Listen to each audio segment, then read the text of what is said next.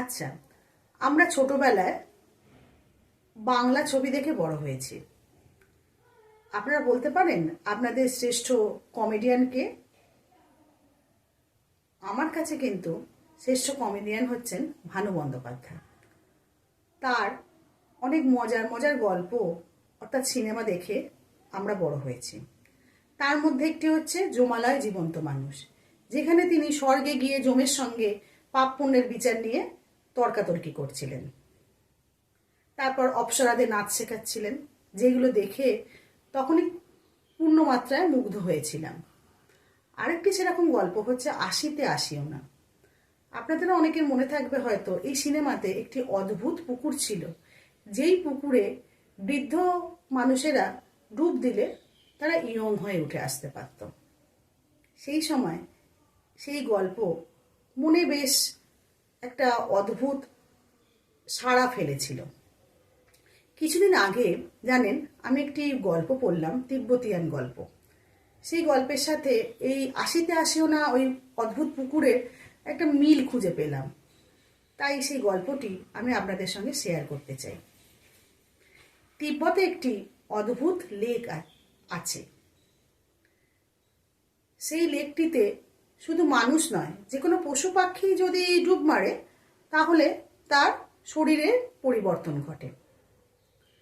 সেটা অনেকেই জানতেন, কিন্তু রাস্তা অত্যন্ত দুর্গম হওয়ায় কারোর পক্ষে পৌঁছানো সম্ভব হতো না। একটি মানুষ অতি কষ্টে সেখানে গিয়ে হাজির হলেন এবং সে একটি গাছের মগডালে চড়ে সেই লেকের মধ্যে ঝাঁপ দিলেন।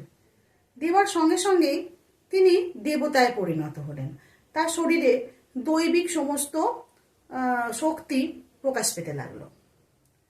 সেইখানে আরেকটি গাছের ওপর একটি পুরুষ বাঁদর এবং একটি মহিলা বাঁদর ছিল।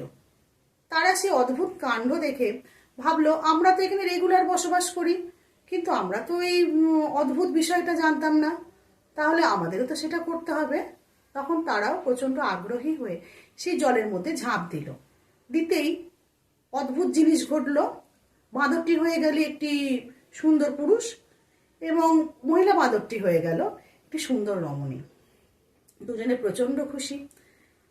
এমন সময় পুরুষ বাঁদরটি চাইল আবার জলে ডুব দিতে, কিন্তু মহিলা বাঁদরটি রাজি হলো না। সে বলল যে না, যতটুকু পেয়েছি সেটাতেই খুশি হওয়া উচিত। এর থেকে বেশি কিছু করতে গেলে যদি কিছু অন্যরকম হয়ে যায়, আমি বাবা ঝাঁপ দেব না। পুরুষ বাঁদরটি তখন বলল, দেখলে না, মানুষটি জলে ঝাঁপ দিতে সে তো দেবতা হয়ে গেল, তাহলে এমন তো হতে পারে আমরাও দেবতা হয়ে গেলাম। বলে সে জলে গিয়ে ঝাঁপ দিল এবং তাতে কি হলো, সে পুনরায় আবার বাঁদরে পরিণত হয়ে গেল।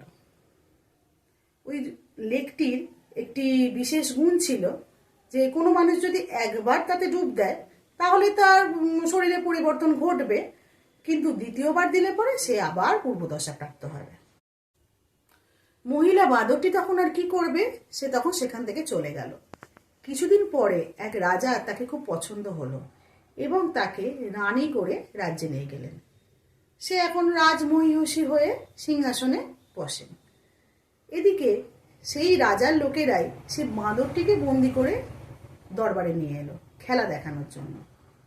বাঁদর তখন লক্ষ্য করলো তার সঙ্গিনী রাজমহিষী হয়ে সিংহাসনে উপবিষ্ট আছে। সে মনে প্রচণ্ড কষ্ট পেল, কিন্তু কিছুই করার নেই। সে তখন খেলা দেখালো সেখানে। তখন সেই মহিলা বাঁদর রূপী রাজমহিষী পুরুষ বাঁদরটিকে একটি মেসেজ পাঠালো। মেসেজটি কি ছিল, যে কোনো মানুষেরই অতিরিক্ত লোভ করা উচিত নয়, যতটুকু সে পেয়েছে তাতেই খুশি হওয়া উচিত। এর থেকে বেশি লোভ করলে তার বর্তমানে যা রয়েছে তার থেকে লাভ তো কিছু হয়ই না, উল্টে অনেক বেশি ক্ষতি হওয়ার প্রবণতা থেকে যায়, যেমনটি তার সঙ্গে হয়েছে। সুতরাং এই ভুল কাজ কখনোই কোনো মানুষের করাটা উচিত নয়।